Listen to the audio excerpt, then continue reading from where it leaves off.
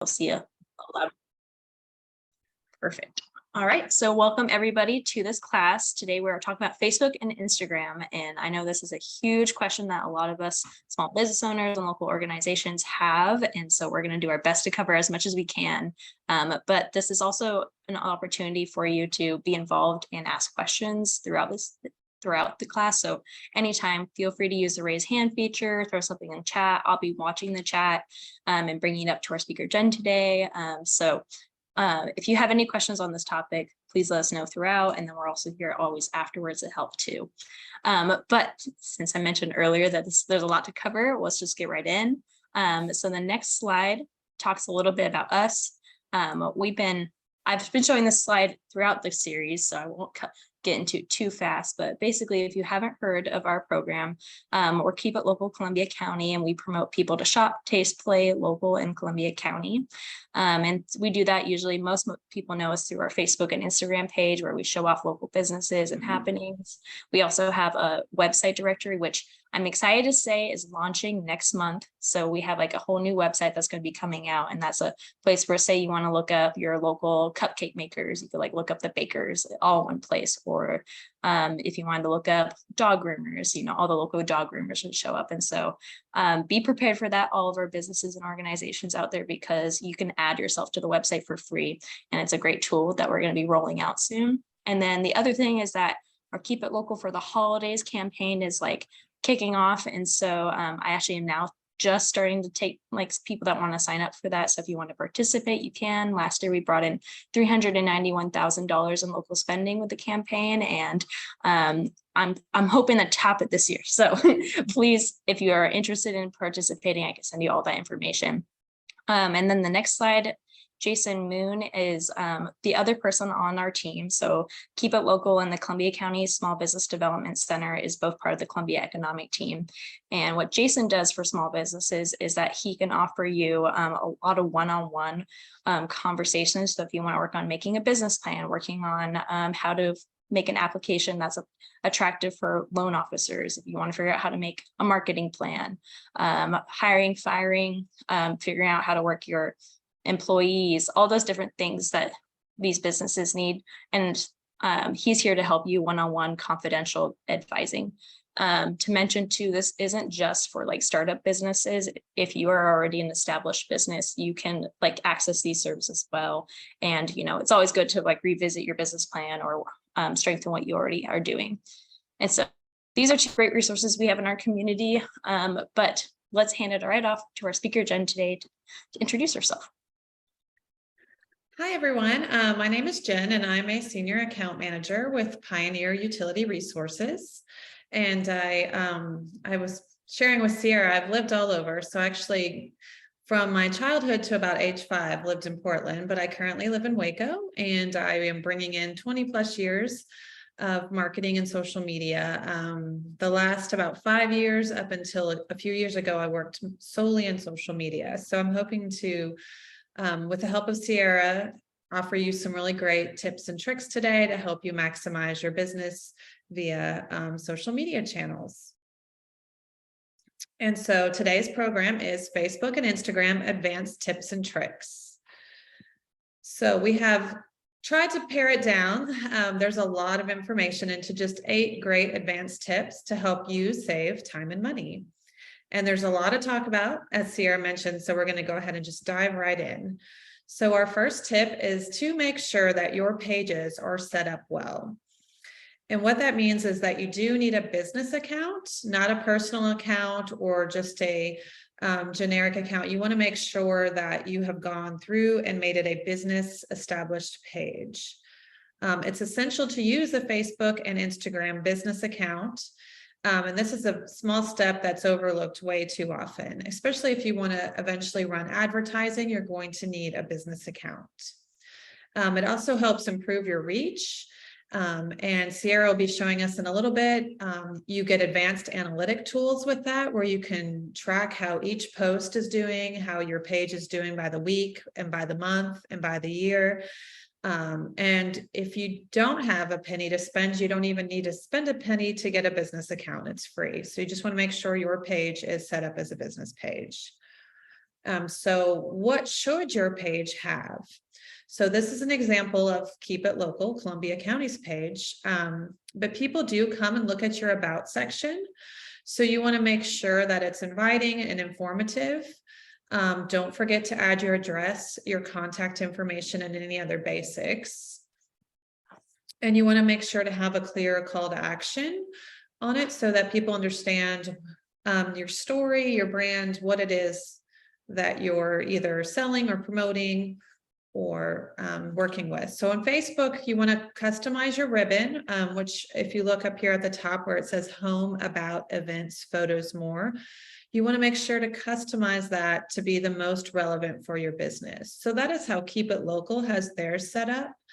But you're able to make a shop tool. If you're a business that sells products, you're able to customize that to whatever will benefit your business the best. So you really want to make sure that you have your page filled out with as much information on it as possible. And I just saw the chat. Did we have a question in chat or, okay, good. Jessica said that makes sense. So thank you. And if you have any questions, feel free to raise your hand. And if I miss you, because I know there's a lot, Sierra, let me know if you have a question. But moving right along, our next tip is to make sure that you have a consistent professional look to your pages. And the end goal to that is you want to make sure that whatever user comes to your page, when they see your post, they immediately know, oh, I know who this is because the branding and the imagery is always the same. It's always consistent and it's always professional. So if you see these examples on the side, they all have a similar look. So if you really want to kind of pick a look and stick with that until your brand is very well established and known so that people can again build that familiarity with you.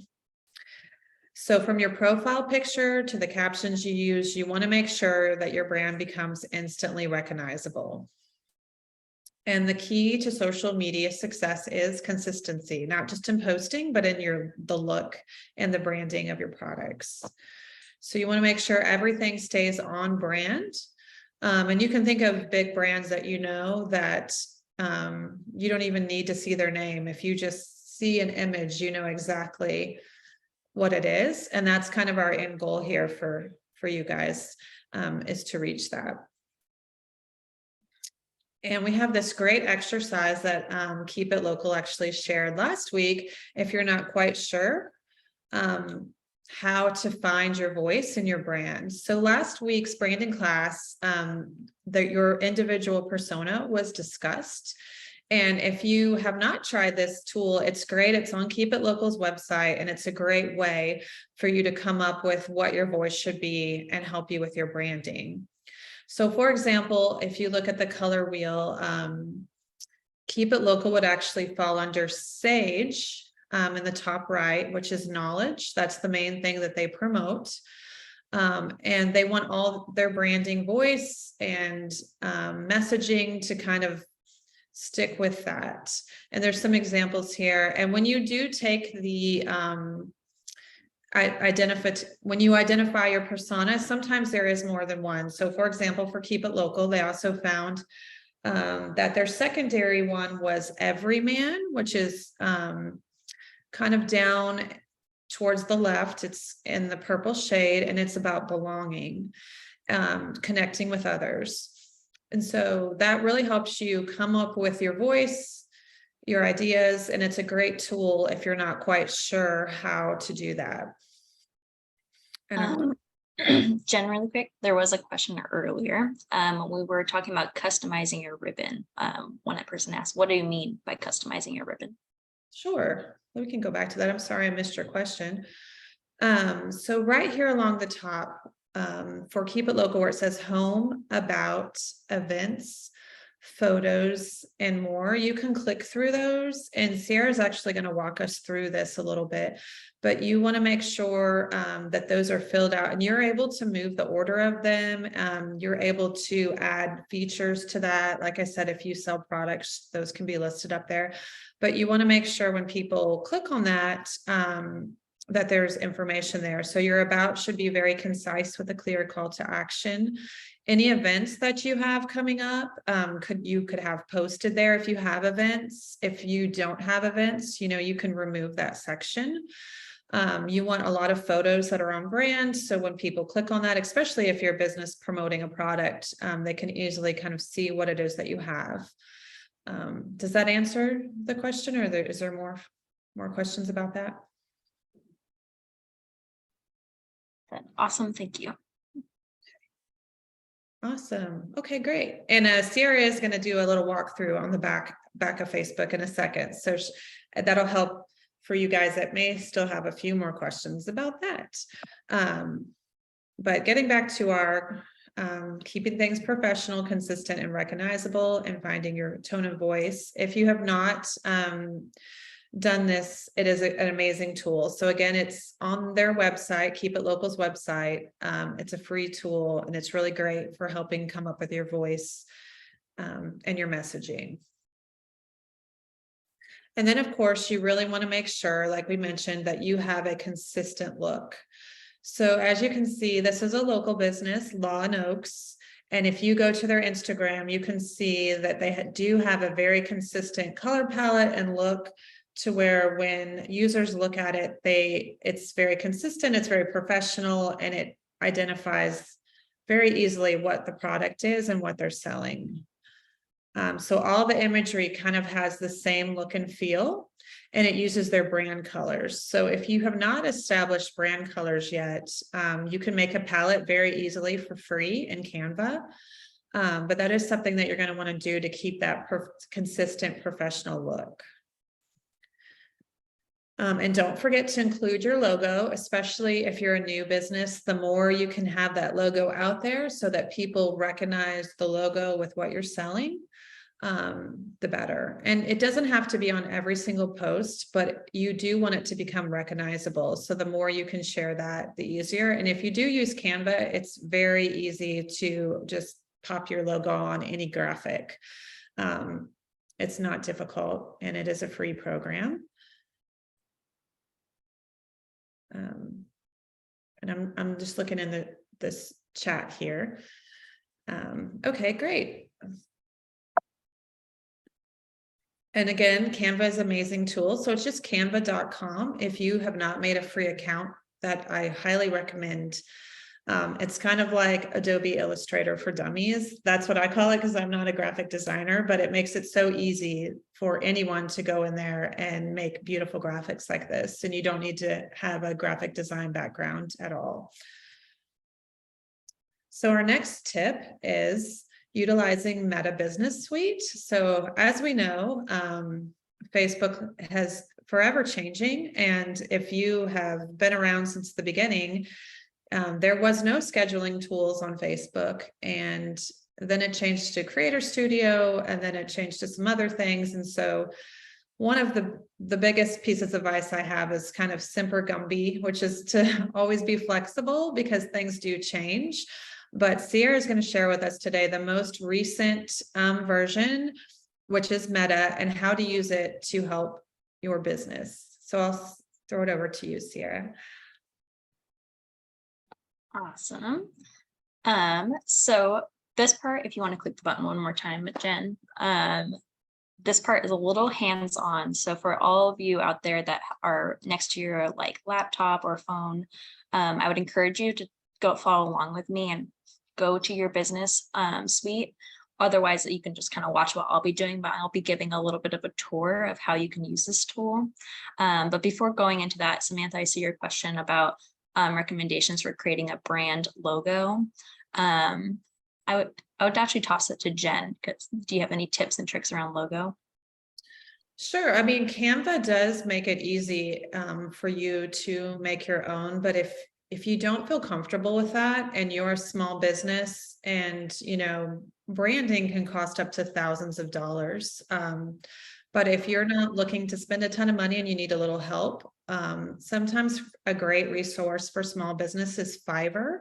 It's spelled Fiverr, and it's just a website that hosts all sorts of independent contractors. And there's tons of graphic designers in there.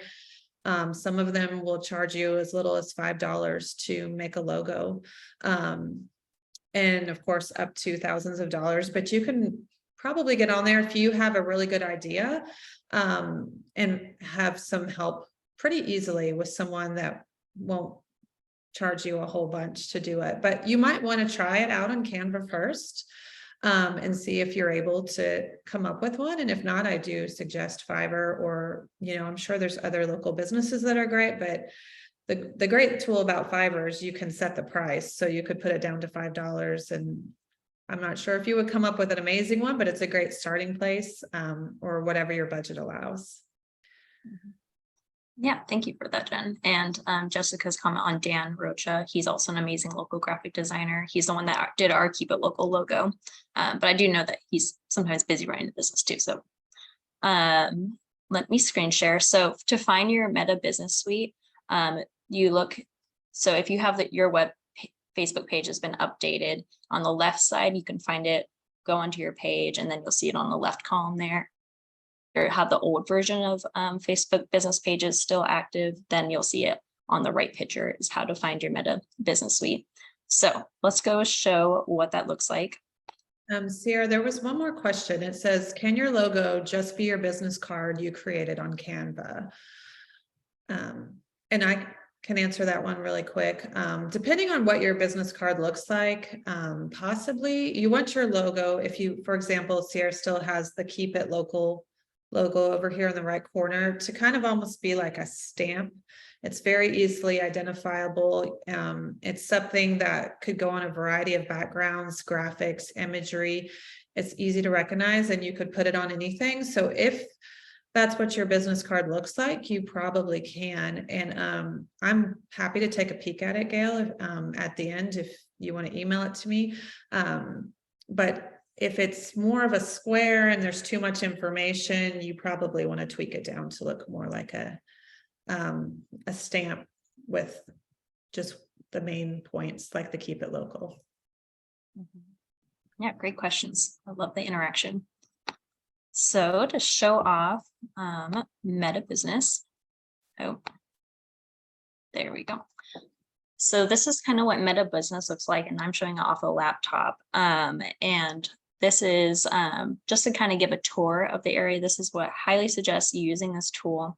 You'll find on the left column, you can see everything from notifications that you've been getting on your business page, messages that you've been getting. And so you can see when people message, and it's not just for Facebook. It is also can show you Instagram. So you can see your Instagram messages here, Facebook. You can additionally go through posts and stories, insights, which will show you a little bit more of the data. So I'll be showing each one of these a little bit more. But this is a fabulous tool that I would highly suggest you play around with, because it'll make your life so much easier. And what I mean by that, I'll stop sharing for a little bit so we can go on to the next point. Jen, if you want to throw that slide up again. One thing that you could do with Meta Business is using its scheduling software. And so, Jen, do you have that slide? I'm sorry, did I pull up the wrong one? No worries.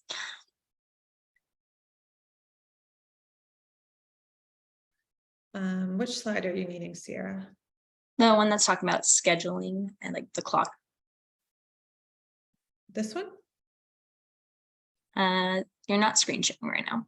Oh, I'm sorry. That would help. You're Thank you. Let me go ahead and do that. Let me pull that back up. The joys of technology. I usually always ask, can you see my screen? Which it makes a great coffee mug that I should just hold. That would be actually a great t-shirt.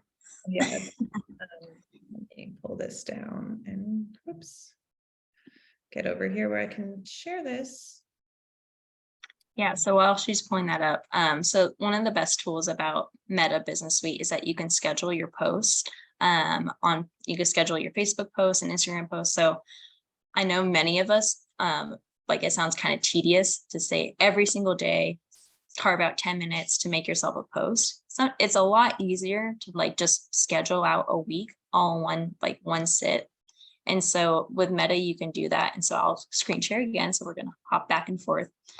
So how you can do that is you go into your Meta, and then you can go here to Planner. You can also do it in Posts and Stories in this column here, but I prefer Planner.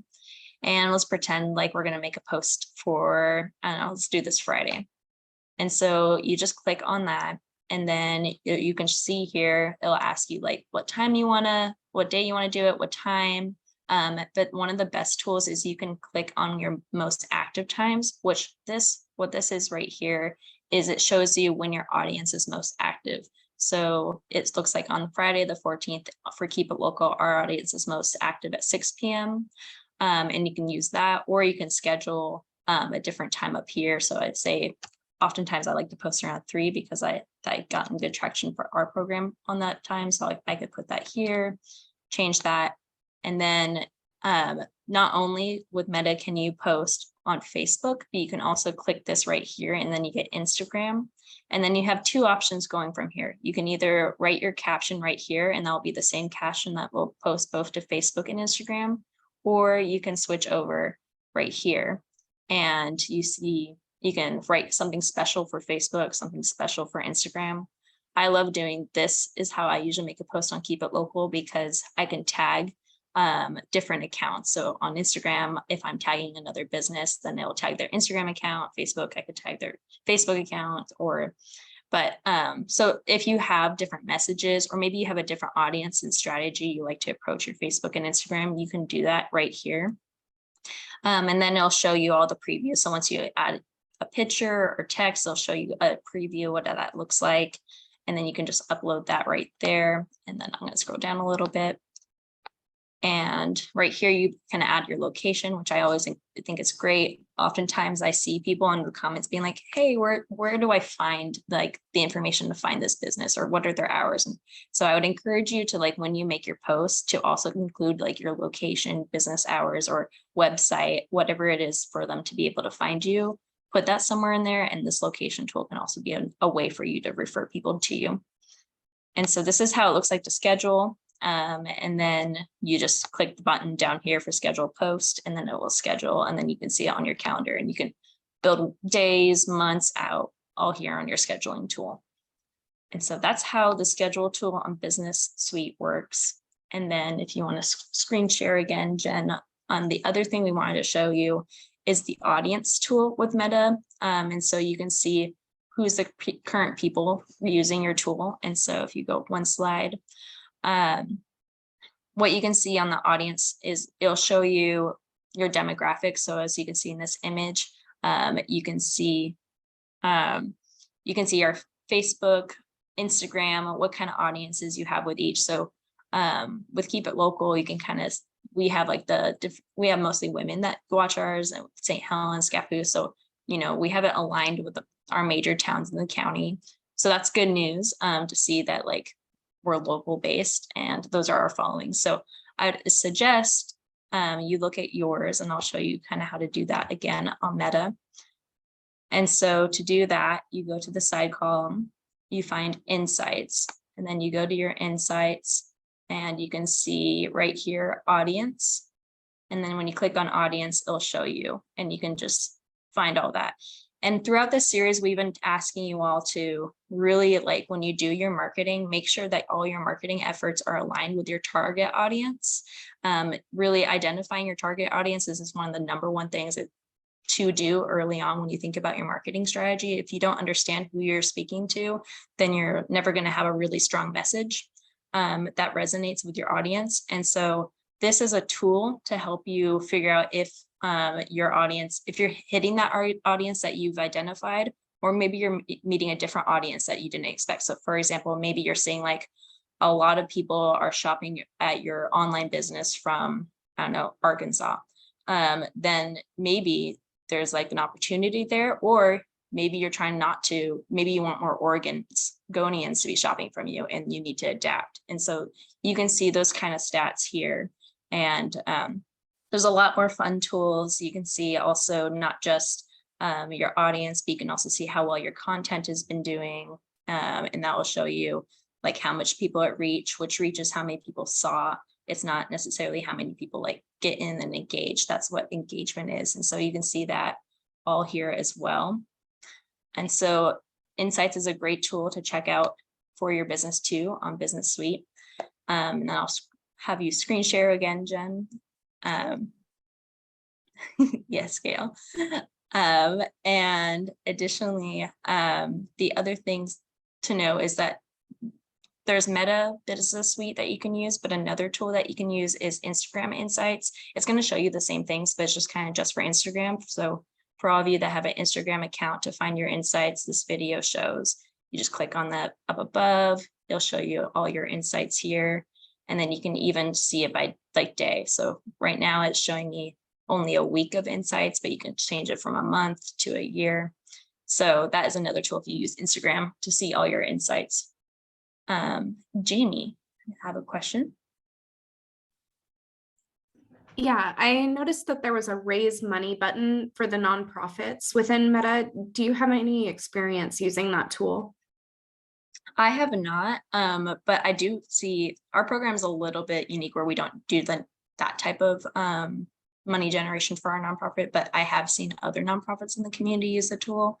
And when we mentioned earlier, like the ribbon, and it's really important to have your page set up for a good call to action, that can be a really great call to action for our nonprofits in the room. And so I would suggest, if that's like one of your tools that you want to use for fundraising, to build that into your page and make that your call to action to point to. Our call to action is you can message us and ask questions about local businesses. And so prominently you see the send us a message on ours. But if your call to action is like donate, then you can use that tool too. Awesome. Thank you. Mm-hmm. Okay. And then the next slide, this is just a little interactive. So we'll give like 2 minutes. So hopefully some of you are following along with us, or right now here's an opportunity to go look at your insights. But let's open it up to the room to see, as you look through your insight, what is something that stands out to you for your business?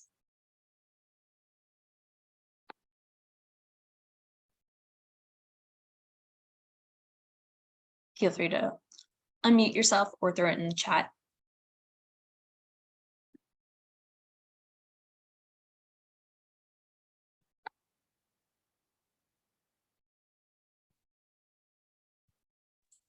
I would say my demographics. I guess we're not reaching the demographics that I would like to reach. Mm-hmm. Yeah, so like looking at that audience tool is kind of helpful to see that. Yeah. Mm-hmm. Yeah, I also was surprised when I first was looking at Keep It Local's demographics, because Facebook is actually, I was looking at the national stats and there's more men on Facebook than women. But yeah, when you look at our demographics, we're predominantly women are following us. And so that was something that surprised me.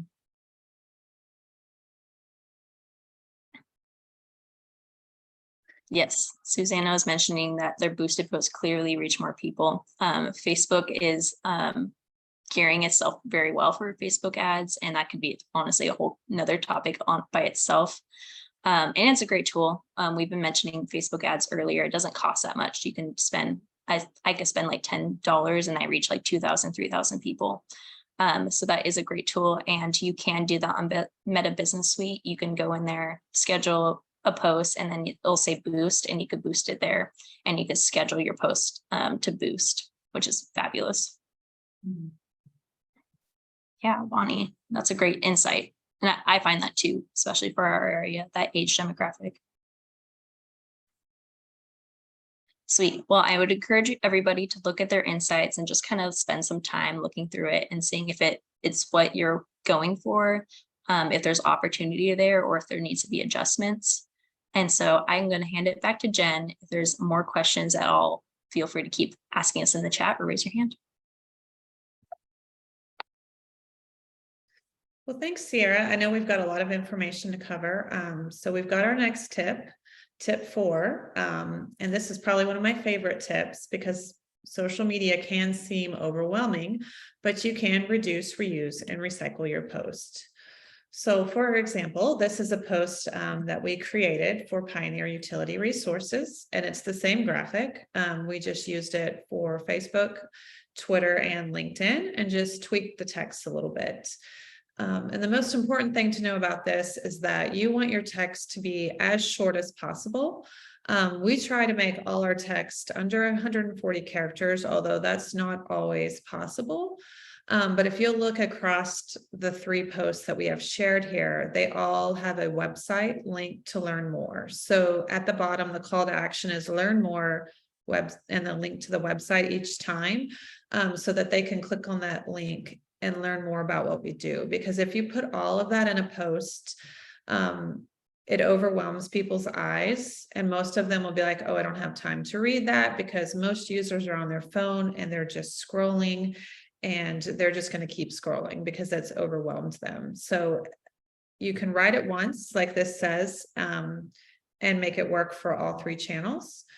But the shorter the better, with a link to your website. We found that is the most powerful and the easiest way. And you don't have to necessarily make a new post for each platform, because that would be very overwhelming as well. Oh, am I not sharing my, it's Jessica, anything on my screen? Was she able to see it now, Jessica? It is sharing for everyone. Well, thank you. Okay, great. Just want to make sure you're able to see it. Okay, so our next part of that, our tip 5 is don't forget the technicalities that go along with this. And little things do add up, and they make a big difference. So different platforms do require different photo sizes, especially if you have a very important image and you don't want it cut off. And if you're not sure what those are, we've put 2 resources right here, and we can send you this PowerPoint where you can see the image requirements for any kind of post you'd want to make on Facebook, or any kind of post you'd want to make on Instagram. And you can also look up when you get on LinkedIn or other platforms, it will let you know what the optimal size is, and you can just go plug that right into Canva if you're using Canva for free, to make sure that you've got the most optimized graphic. And another really forgotten item is to change your Facebook vanity URL. And if you're not sure what that is, that's where you tell people to go to find your page, and you are able to customize it.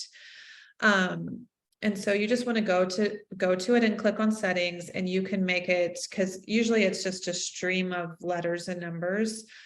You can make it say something very specific, like keep it local Columbia County, where that's a lot easier for someone to remember, or whatever the name of your business or nonprofit is.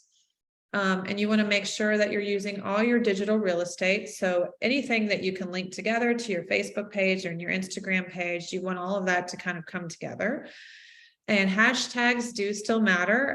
So the current data is if you can come up with 3 or 4 hashtags that you consistently use that tell people about your brand, that if they click on all your posts pull up, that's ideal, and you want to try to still use those. We've all seen the post on Instagram where they have up to 20 hashtags. That's not quite as ideal, but you want one that speaks to your brand. So if your company is Keep It Local, one of your hashtags might be hashtag Keep It Local. That way, if a user clicks on that, it pulls up everything that you have done so far, and they can see everything. But if you're also a dog grooming business, obviously you can search up on Google the most trending hashtags for your business, but one of yours should be pet grooming or dog grooming, so that if someone is doing a search, they can find that. And the most important, I would say, is to be responsive in comments and messaging. We do live in a kind of a today and wanting it now world, but people expect, if they are going to message you on Facebook or Instagram, they want a pretty quick response. So if you are able to monitor that during the day, and I know for a lot of small businesses, the owners are doing the social media as well. So it can be overwhelming, but the faster your response time, the better. Even if you don't have an exact answer, if you just say, hey, and address them by their name, which is very important. Thanks for commenting. I'll get back to you tomorrow with an answer if it's something that you need to look up during work hours, or just give them a quick answer. That's to let them know that there's a real person there, that you are monitoring the page, And it makes people really feel like they're a part of your story if you're very responsive to the comments and messages. So I would say that that's probably the most important. But I will click on here. If you click on Facebook image requirements, this is from Meta. It will tell you the exact, the most optimal sizes for everything, whether it's a Facebook feed post, a marketplace, a Facebook stories, and it gives you these pixels right here, and you can just copy and paste these and use them in Canva, and it will make the most optimal size for you, which is really great. And same with Instagram. It will tell you, usually it's 1080 by 1080. But it depends on whether you're using it as a reel or something like that. So that's here too. And this is a great resource as well, if you're not quite sure what size to make your images. One thing I also want to mention on the hashtag front is that our program has a hashtag that we encourage all local businesses and organizations to use too. So it's called, if you just throw in hashtag keep it local CC, that's a hashtag that uses, and we're kind of using that to show the community what local businesses are up to. So anytime you make a post, and if you just want to put keep it local CC, that goes into the whole hashtag stream, and then people can see just what's happening in Columbia County locally. So feel free to use that hashtag. That's a great one. Yes, especially to highlight all your local businesses. Okay. And the most important thing for any social media is engagement. And all the research is proving that if you want better engagement, or you're looking to improve your engagement, you've got to make videos. Videos are king. All the data and statistics will tell us that. So our tip 6 is that video kills static posts every time. So the more video you can get, the better. So whether we like it or not, video has a much better reach and much better engagement. And I know that that seems for some overwhelming. You don't need a professional company to come out and shoot anything. It's very easy, like this graphic, to just use your iPhone. And that the research is finding that the more organic and real a post is, the better it does. So your users, your customers, your clients are actually looking for that real feel that tells your story. So it can be just something you shoot on your iPhone. If you sell products, you could feature a product every day. You can do a Q&A session on Instagram Live, where you just log on and you're sitting in front of the screen and people can ask questions. It's also very easy, if you have a stream of static images of products, to turn them into video. And again, you can do that in Canva. You can just upload those photos and it makes it into a short little video for you. And even if you just have one photo, there's an animation button where literally you just click it and it will animate it for you and turn it into a video. You can easily add sound. And that is all on Canva for free. You could do a weekly series, some product teasers, behind the scenes footage, or a day in the life. Those are just some ideas of video, but you definitely want to be posting video as much as possible. There's a question in the chat from Kyle. If you do a Facebook Live video, does it always automatically show up in your stories section as well, or only a portion of it, as it was the case for me? So stories does have a time limit. So if you're doing a Facebook Live video and it's kind of long, I think that's why you found only a portion of it showed up. You could also, if there was a specific segment of that live video you wanted to show up in stories, you could cut it or just make a new one. And Facebook Live video is great, but a lot of it tends, and that was kind of our next point, to run long. And what we're finding is that time matters, and that consumers consider short form video content to be 2.5 times more engaging than long form, and that 66% of consumers report short form video to be the most engaging type. So, well, I think Facebook Live is great. If you're also able to make just a really short story, short meaning 30 seconds or less, and pop that in, and you could talk about the live. push people over to watch, because I know you can publish your live video when you're done, but most, like I said, users are scrolling on their phone. And so if they're not already aware of your brand and what you offer, if they kind of see a long video, they usually just keep scrolling because they're busy. So you really want it to be short. A minute or less is ideal, but even 30 seconds or less, that's the most you're going to get. I mean, it can just be a 10-second. And then again, call to action, like check our Facebook page for more, or check our website page for more. Does that help answer your question, Kyle? Yeah, that does. The thing that I was kind of confused about is I didn't, and maybe it's just me being dumb, but I didn't actually think I ever clicked to put it in the story section. I thought I was just doing a Facebook Live video, and then it showed up for the story as well, and then it just cut off like right as I was trying to introduce what we were doing. So didn't look great, but I guess that was more ignorance than anything. Well, that's a good thing. I'm glad that you mentioned that, just to kind of make others aware. So when you do post Facebook Live, there are some options. It might have just been a little option you needed to unclick about posting it to stories, so that it doesn't post that. But even after it's posted, and you found out, oh, this is not what I want everyone to go look at in my story because it cut off, right before we introduce our speaker, you can delete it. And then when you've got your whole Facebook Live done, you can, pare it down, tweak it down, and just share that. But I think that's actually very helpful, probably for everyone, for you to share, so they kind of avoid that mistake as well. But again, this graph shows short form video is number one. Second is still images. So you do want to use video as much as possible, but images are still good. Live video comes in third. GIFs and memes, text-based posts, and then long form video is actually 24%, way at the bottom. So again, don't feel like you have to shoot a 2-minute or a 5-minute thing. No one's going to watch it. So it's just shortened to the point. And even if you shoot a long thing, if you've got a long video, a way to segment it and cut it into in Canva, it's really easy to do that, or even on your iPhone Movie Maker. Take it and cut it into little sound bites that are 15-20 seconds that people will watch.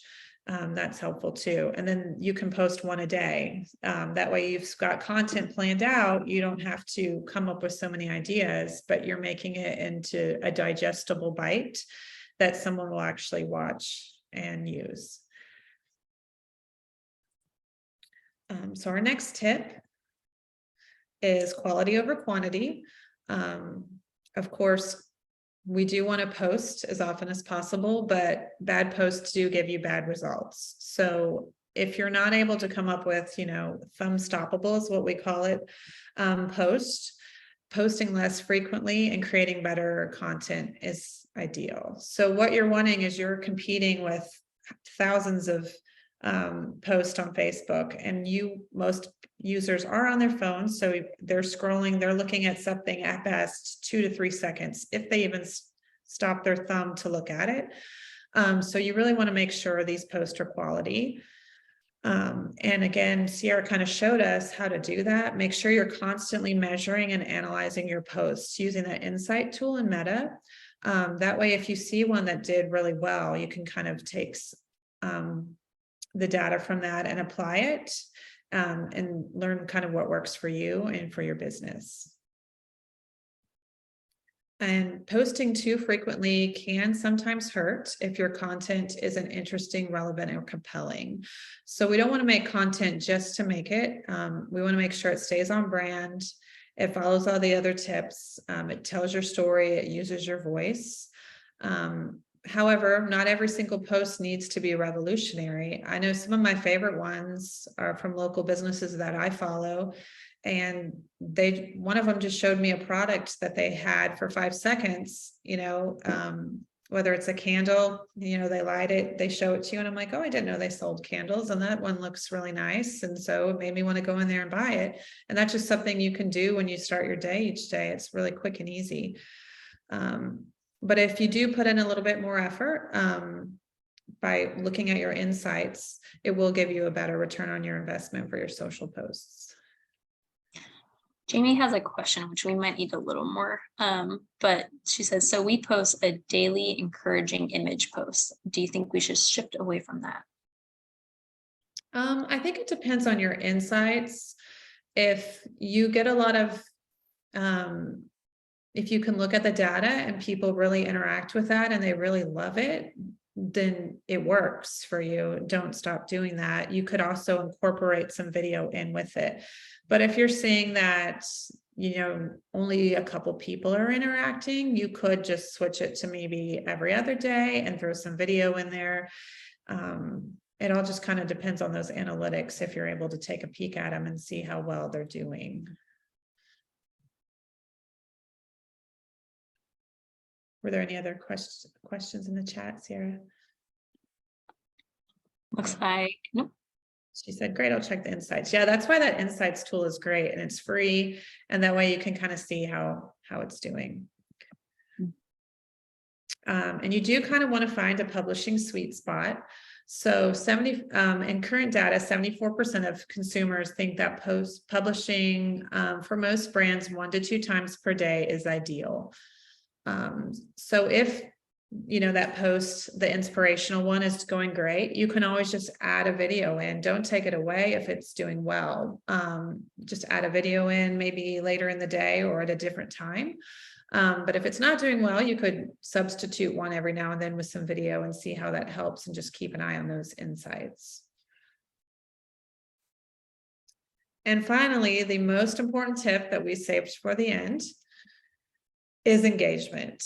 Engagement is everything. So even if you're posting every day and you're making videos and you're following all these other tips, if your users are not engaging with it, then you've kind of missed the mark. So engagement is everything. With ad, post, reels, live thing, it's really the only thing that matters. And that sounds daunting, but it's really not hard. You just want to aim for more views, more comments, more DMs and clicks to your profile. That all boosts your engagement.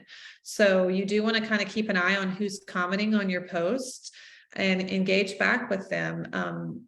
Users love to see that. Oh, someone's actually reading what I wrote and they commented back, even if it's just a thank you, Alan, for sharing this.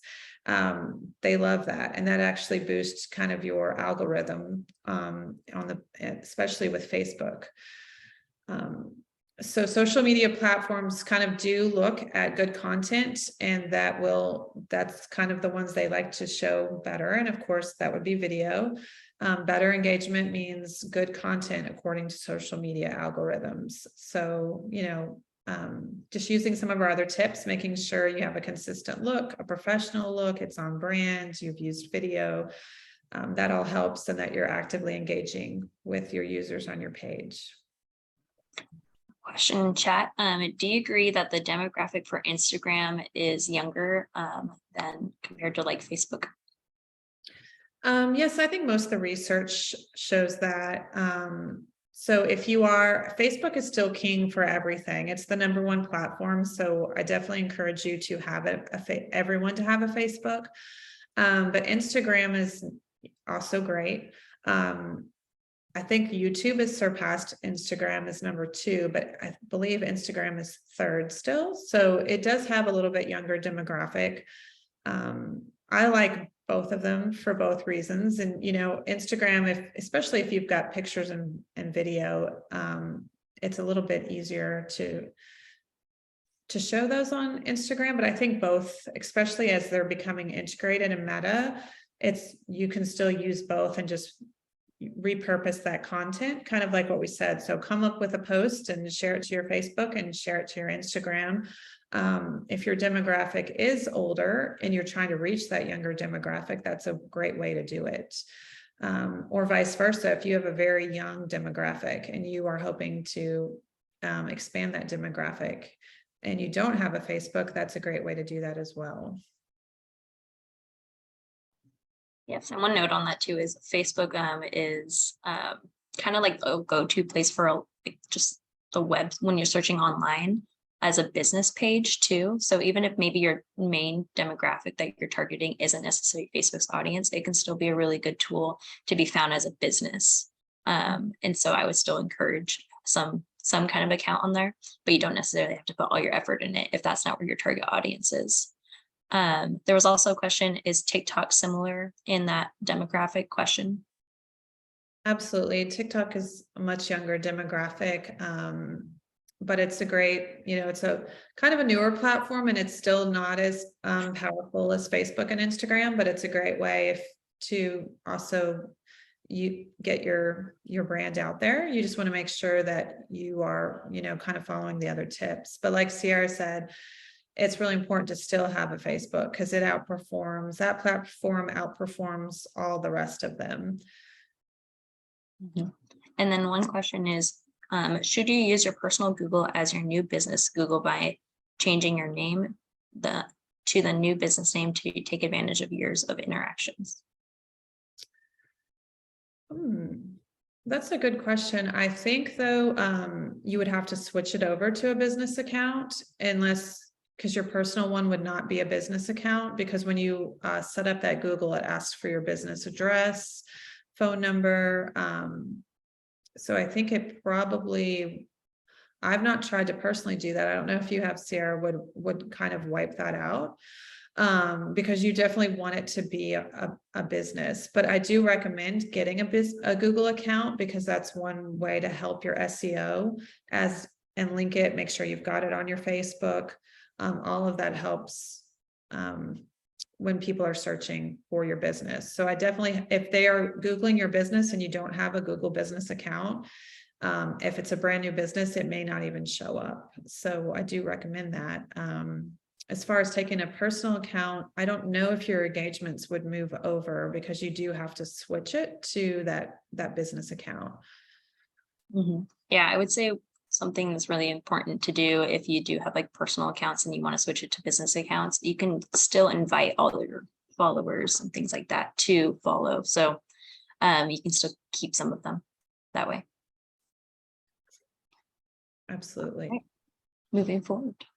Okay, so maybe a lot of you are asking, okay, so I know I need to get better engagement. How do I do that?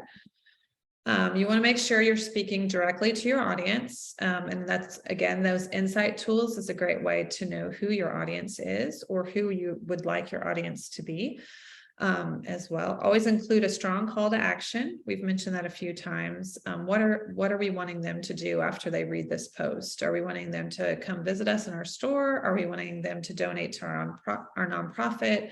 Are we wanting them to click on our website? Are we wanting them to sign up for something? We want to make sure we include that. Make sure our posts stay relevant, give value more often than you sell.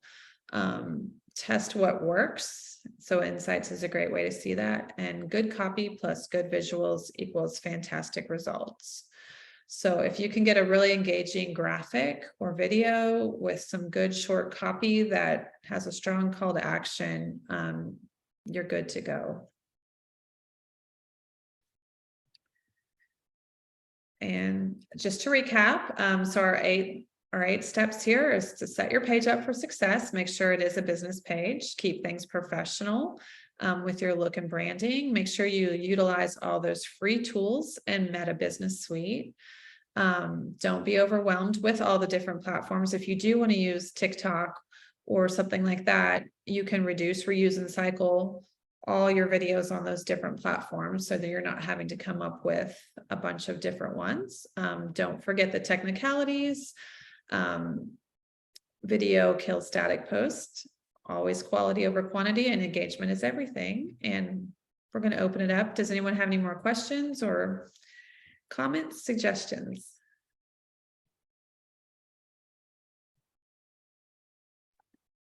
While people are thinking those too, we do have a survey, so don't hop quite yet, because we just have a few things we'll cover too. But any questions?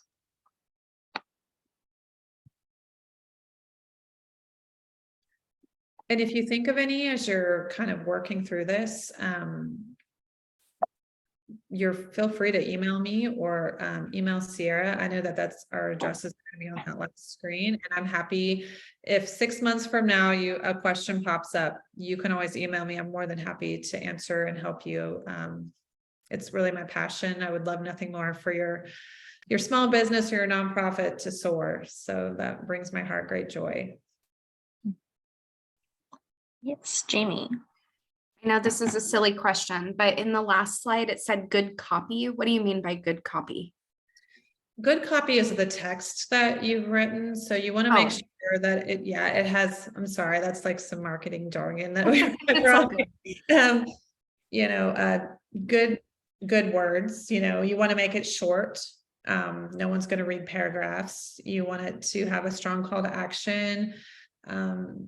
Whatever it is that you're selling or promoting, you want to make sure that it's clearly stated. So Okay, perfect. Thank you. There's a question. Hi, I wanted to know, does it help engagement with viewers on competitors' social media pages, like commenting on competitors' posts? I think would it help your engagement? Is that what you mean? Your personal engagement to comment on competitors? Help with engaging viewers. Yes. Yeah. It would help their engagement, your competitors' engagement. If you've gone to your competitor's Facebook and you're on their page and you're typing, it's going to boost their page. So you definitely want to be posting and publishing everything on your platforms and off your platforms. And it's also great to share them in groups and things like that. But as far as if you're going to your competitor's page and you're engaging them there, that's going to boost their engagement versus yours. Just like if they came to your page and typed, that's going to boost your page's engagement. Well, feel free to keep putting in questions in there just to help wrap things up. So part of this series is made possible by Business Oregon, and we love feedback that we can provide them, but also for us. We're going to be putting on this series again in winter 2023, so from like January to March. Next year, we're going to be covering a lot of these same topics, and so if you take the survey, please do. It will give us feedback of like how well the session went, but also there's questions in there like what can we do best next time, and what are some ideas of more topics we could talk about, because we really want to make the next series of classes topics that you're all interested in, but the only way for us to know about that is if you take the survey. So please take the survey through the link in chat. And then the next slide. So there's only a few classes left in our Marketing for Success series. And so for all those that have a one-on-one advising session today with our local advisors that volunteer to advise people on their Facebook and Instagram page, the only thing that you really need to prepare for is to come with a device that you can work on one-on-one with your advisor with, and be ready to bring your questions. It's only 45 minutes if you have a session with them. So be prepared to like talk about what you want to get out of it most. And those are my tips for how to prepare for your advising sessions. And then next week, we're covering how to drive holiday shoppers to your business. I'll be leading that class, and we'll be talking about trends that's happening for the holidays, local opportunities that you can take advantage of. And then the last class that we have, and Pioneer's putting it on for this one, is maximizing Google My Business. And not only is that using the Google My Business tool and how to get found and make one, utilize it, make it the best, but also how to be found at the top of a Google search. So we'll also be talking briefly about like search engine optimization and things like that. And then that is the whole series, and that's what's left of the fall series. And next slide. Overall, thank you all for participating. And if you have any questions, if you want to click it one more time, Jen, we just appreciate you coming. And we have about 15 minutes that will stay on after if anybody has more questions. But Jen, anything else you want to say before we sign off? No, I'm just happy to answer your questions. So don't be shy. If you've got more later on as you're working through your pages, feel free to shoot them my way. I would love to help you guys. And I noticed when we were talking about engaging with competitors, it says, someone commented, won't that help with my views, or as people will click on my profile too? It's possible, but that's, again, someone else said, you don't want them to jump on, you know, to give your competitors a leg up. You really want to work on promoting yourself and and your page. If you go to your competitors, they may also click on yours, but that's not really a best practice that we promote. So, and there's one more question from Monica. What kind of value could a restaurant give without selling all the time? And I think talking about experience, you don't even have to say like, this is the food we're selling, but just kind of show the experience of coming to your restaurant, or tell your story. How did your restaurant get started? Those are some great posts. And Sierra and I were talking about that. A lot of small businesses kind of share their story at the beginning, and then you kind of forget as you continue your social media journey to share that story with your new followers. So if you're not wanting to sell all the time, some great posts would be on how did your restaurant get started? What inspired you, are the recipes, family recipes, or how did you come up with what you decided to prepare? People really find that engaging, and selling your story or why would make a great series of social media posts. Yes, yeah, I think that's a great question. Any other questions? I'll stop the recording too.